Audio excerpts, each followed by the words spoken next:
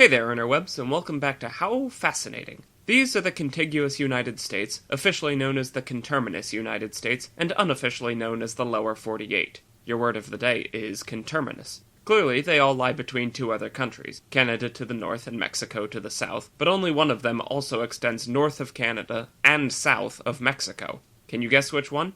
Well, it's not much of a guess, assuming you read the title of this video. It's California. Starting at the bottom and working our way up, California's southernmost point is in Borderfield State Park, just north of the suburb of Playas de Tijuana. Meanwhile, Mexico's northernmost point is Vicente Guerrero, better known as Los Algodones, located roughly 10 minutes north of Borderfield State Park. For those of you wondering if that's 10 minutes on foot or by car, it's actually neither. It's 10 minutes of latitude. The southernmost point of Borderfield State Park is located at 32 degrees 32 minutes 37 seconds north, and Los Algodones' northernmost point is located at 32 degrees 43 minutes 61 seconds north, a difference of just over 10 minutes, 12.5 miles, or 20 kilometers, not accounting for longitudinal distance. Alright, now get ready for the weird part. This coast-spanning state's northernmost point is further north of Canada than its southernmost point is south of Mexico. How can that even be? California actually touches Mexico, but there are two whole states between it and Canada, and they're not dinky little East Coast states either. They're big, blocky Western states. Well, put on a sturdy helmet now and buckle up, because you're about to have your mind blown.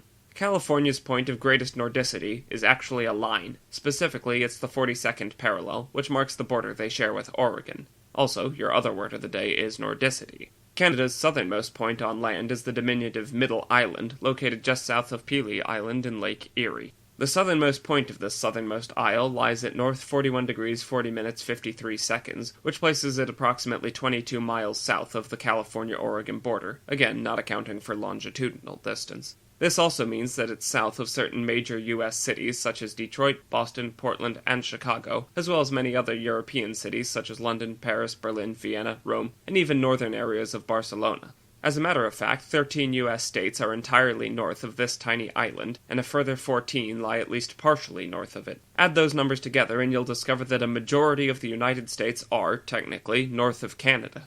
That's insane, but we aren't finished yet. The tallest mountain in the United States isn't actually in the United States, or at least not the contiguous United States. The mountain in question also probably isn't the one you're thinking of. As we discussed all the way back in episode 7, the tallest mountain on Earth is technically Mauna Kea in Hawaii, where most of its height is hidden below sea level. Mount Cholgosh, also known as Mount McKinley or Denali, is merely the geological point of highest elevation in North America. Mount Cholgosh, however, is in Alaska and therefore also not in the lower 48 states. I bring all of it up again now because the point of highest elevation within the contiguous United States is Mount Whitney in California.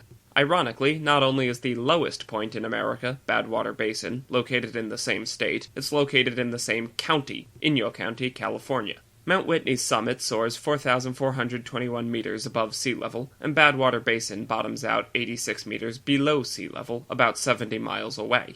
So there you have it. California's northernmost point is just slightly north of Canada's southernmost point, and its southernmost point is even more slightly south of Mexico's northernmost point, making it the only state which can make this claim, as well as home to the highest and lowest points by altitude within the conterminous United States. It's no wonder the name California means the land of ups and downs.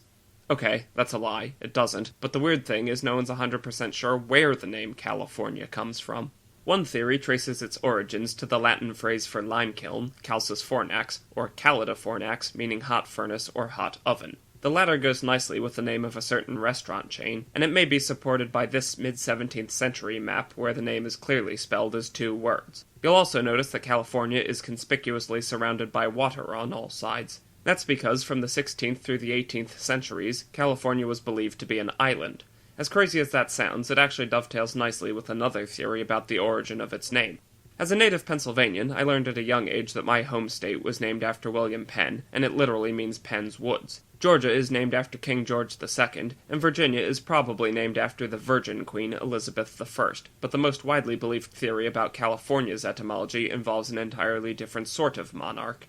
In the early 1500s, Ordóñez de Montalvo wrote a romance novel titled Las Sergas de Esplandian, or The Adventures of Esplandian. In it, there is a distant island beyond the East Indies, exclusively inhabited by a race of dark-skinned warrior women akin to the Greek Amazons, and this mythical land is named California in honor of their queen, Calafia. Both Queen Calafia and her fellow warrioresses wear armor made of pure gold, it being the only metal native to California. See also the wholly unrelated California Gold Rush. Even more fantastic than this wealth of precious metal, however, are the local fauna. Motherfucking griffins. Now, not having read the novel myself, I'm not sure if this is the case, but my personal headcanon is that they were attracted to the region by its surfeit of gold. The Hyperborean griffins of Greek mythology furnished their nests with the stuff. After the Muslim warrior Radiadio convinces the pagan Calafia to help him retake Constantinople from Christian forces, she and her Golden Girls saddle up 500 of these fantastic beasts and set sail for the Holy Land with the most bitchin' airborne cavalry ever conceived. Unfortunately, upon arrival, the joint Muslim-Californian forces discover that the Griffins cannot distinguish between Muslims and Christians, only between men and women, and the Griffins have to be sidelined after inflicting approximately equal casualties indiscriminately to both sides. Making matters worse, the Californians' gold armor behaves in a shockingly realistic manner. That is to say, it's impractically soft and offers basically no protection against cold steel.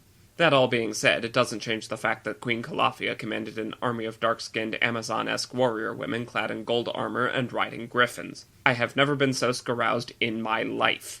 Anyway, when the Spanish conquistadors making their way westward across what is modern-day Mexico discovered the Baja California Peninsula, although it obviously wasn't called that at the time, in 1533, they believed it to be an island, one which just so happened to be a bit east of the East Indies. Incidentally, they also believed the Pacific Ocean was a lot smaller than it turned out to be. With Montalvo's recent bestseller fresh in their minds, someone put two and two together and got the brilliant idea to call this newly discovered island California. But wait, we haven't reached the bottom of this particular rabbit hole just yet. Preceding the adventures of Esplandian by about 500 years is the old French epic poem La Chanson de Roland, or The Song of Roland, which contains a passing mention of an enigmatic land of infidels called Caliphon, which scholars suspect is derived from the word caliph, from which we get the word caliphate and the title Khalifa, a ruler or leader in Islamic spheres. Montalvo, being a learned author, would have been familiar with this work, which was considered a classic even at the time. It's certainly possible that he adapted the name Caliphon into California for his own creation, as both works feature similar motifs and plot points, such as a battle between Christian and Muslim armies.